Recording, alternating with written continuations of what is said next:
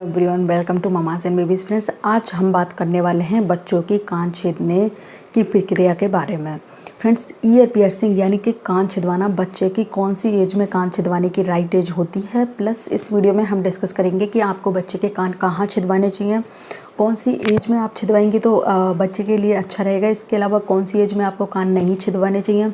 इसके अलावा हम बात करने वाले हैं इस वीडियो में कि आपको कान बच्चे के कहाँ छिदवाने चाहिए, किससे छिदवाने चाहिए और कान छिदवाने के बाद बच्चे की किस तरह से केयर करनी चाहिए जिससे कि बच्चे को किसी तरह की कोई परेशानी नहीं हो। इसके अलावा आप बच्चों को किस तरह से इसके लिए रेडी करें और किस तरह से आप बच्चे का ओवरऑल ये प्रोसेस एकदम ईजिली कंप्लीट करें। तो फ्रेंड्स, ये वीडियो इन सारी चीज़ों के बारे में होने वाली है, यानी कि कान छेदने से रिलेटेड सारी डिटेल मैं इस वीडियो में आपको देने वाली हूँ। इससे पहले अगर आपने मेरा चैनल ममाज़ एंड बेबीज़ अभी तक सब्सक्राइब नहीं किया है तो आप मेरा चैनल सब्सक्राइब कर लें। वहाँ मैं बेबी से रिलेटेड बहुत सारी वीडियोज़ लेके आती रहती हूँ जिसमें मैं आपकी parenting help, baby care, baby food recipes, बहुत सारी चीज़ें मैं बच्चों से रिलेटेड अपने चैनल पे लाती रहती हूँ। तो फ्रेंड्स, अब हम बात करते हैं हमारे टॉपिक के बारे में।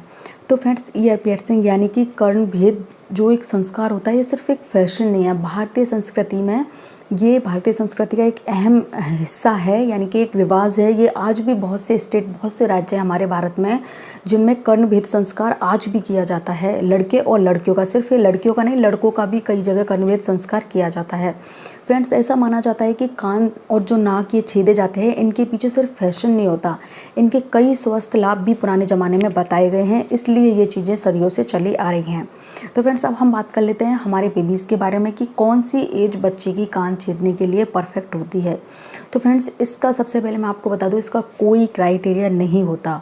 जी हाँ, कोई भी एज ऐसा नहीं होता कि इस एज में आप बच्चे का कान छिदवाएं तो वो बहुत सही रहेगा या बहुत अच्छा रहेगा। लेकिन हमारे यहाँ यानी कि हमारे देश में 1 से 3 साल तक के बच्चों के कान बहुत ज़्यादा छिदवाए जाते हैं। यानी कि आप मान लो ज़्यादातर बच्चों के कान 1 से 3 साल की एज में छिदवाए जाते हैं। अगर आप भी अपने बच्चे का कान छिदवाने का सोच रही हैं, यानी कि ईयर पियर्सिंग करवाने का सोच रही हैं, तो आप कभी भी अगर 1 से 3 साल के बीच में है तो आप बेशक ये चीज़ करवा सकती हैं। प्लस अगर आपका बच्चा 6 महीने से छोटा है तो आप कान छिदवाने से बचें, क्योंकि वो बच्चे के लिए ठीक नहीं है। बच्चा उस समय कुछ समझता नहीं है, वो ज़्यादातर कपड़ों में ही रहता है, यानी कि वो लेटा रहता है, वो बैठना भी बहुत मुश्किल से जानता है एक 6 महीने का बच्चा। तो इसलिए आप 6 महीने से पहले बच्चे के कान छिदवाने से बचें। और 1 साल से 3 साल के बीच अगर आपका बच्चा है तो बेशक आप उसको कान छिदवाने के लिए, एक तरह से ज़्यादातर बच्चों की इसी एज में कान छेदे जाते हैं, तो उसके लिए ये सही मानी गई है। इसके अलावा फ्रेंड्स, अब हम बात करते हैं कि आप अगर अपने बच्चे का ईयर पियर्सिंग के बारे में सोच रही हैं तो आप कहाँ बच्चों के कान छिदवाएं।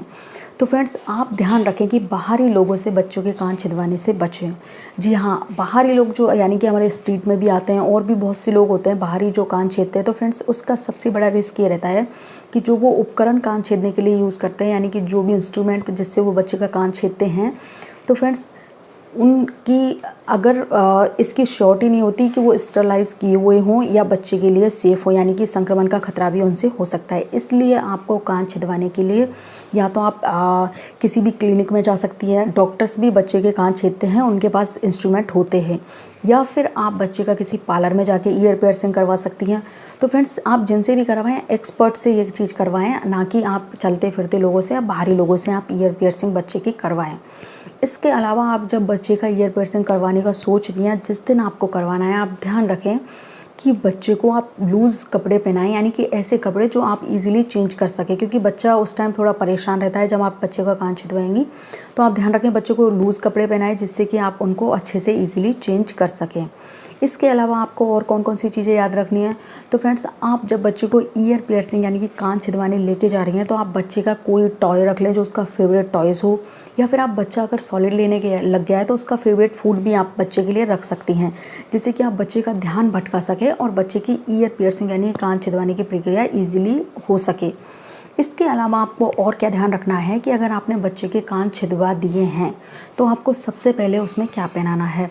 सबसे पहले आपको ध्यान रखना है कि बच्चों को बालियाँ जो होती हैं वो नुकीली नहीं हो, जिससे कि बच्चा किसी भी तरह से खुद को चोट ना पहुंचाए। इसके अलावा बालियाँ बड़ी ना हो ताकि बच्चा उसको खींच ना पाए। इसके अलावा आप ध्यान रखें कि बालियाँ बहुत हैवी ना हो, यानी कि बहुत ज़्यादा वेट, उनका वजन ज़्यादा ना हो, जिससे कि बच्चों को वो अनकम्फर्टेबल लगे और बच्चा उसमें असहजता महसूस करके उनको बार बार टच करने की कोशिश करे।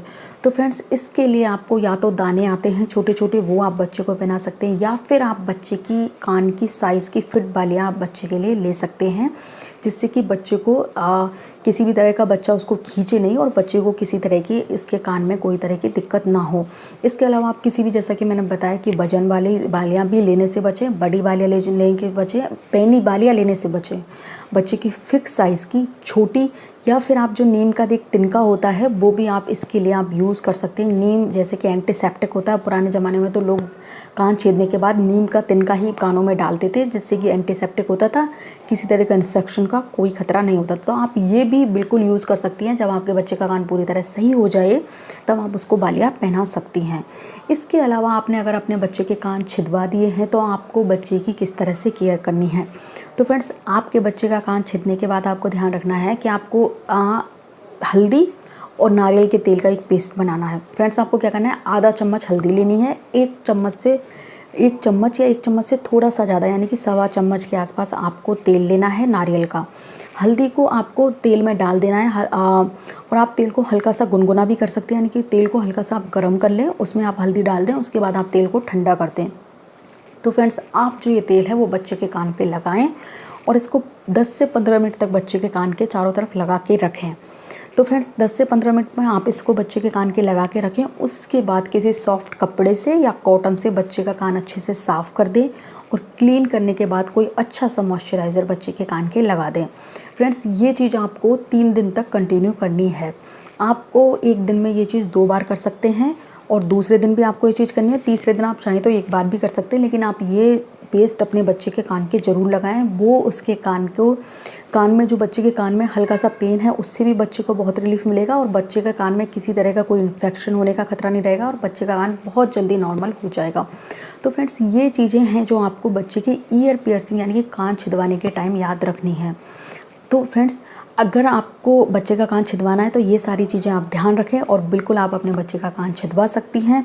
और अगर आपको मेरा वीडियो अच्छा लगा हो तो वीडियो को लाइक कर दीजिए। वीडियो एंड तक देखने के लिए शुक्रिया। इस तरह के बहुत सारे वीडियोस के लिए मेरा चैनल सब्सक्राइब कर लें। जैसा कि मैंने पहले ही बताया, मुझे इंस्टाग्राम पे भी फॉलो कर सकती हैं। मिलती हूँ बहुत जल्दी इसी तरह के नई वीडियो के साथ। Till then bye bye.